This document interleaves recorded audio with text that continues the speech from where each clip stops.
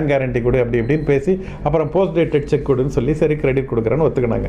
ஆனால் இவர் வந்து சைன் பண்ணுறதுக்கு முன்னே எங்கள் அண்ணா வந்து அந்த டைம் ஒன்றுமே அவ்வளோ கீழே இருக்கிறாரு.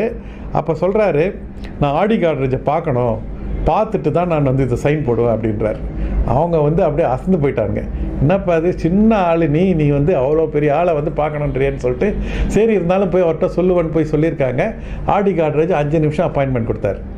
இங்கேருந்து ஃப்ளைட்டு போகிறதுக்கு கூட அவருக்கு வந்து காசு இல்லை. சின்னண்ணா கிட்ட வந்து காசை வாங்கி ஃப்ளைட்டுக்கு டிக்கெட்டை வாங்கி காட்ரேஜ் கிட்ட போய் உக்காந்து நீங்கள் அவரோட பேசி இந்த மாதிரின்னு சொல்லி அவர்கிட்ட வந்து அவருடைய ஐடியா விற்கிறார். இன்றைக்கி வந்து நாங்களே மேனுஃபேக்சர் பண்ணி நாங்களே டிஸ்ட்ரிபியூட் பண்ணால் நாங்கள் கொஞ்சமாக தான் விற்க முடியும்.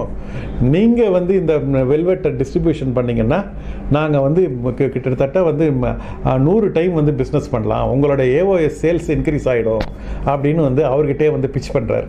அந்த ஐடியா வந்து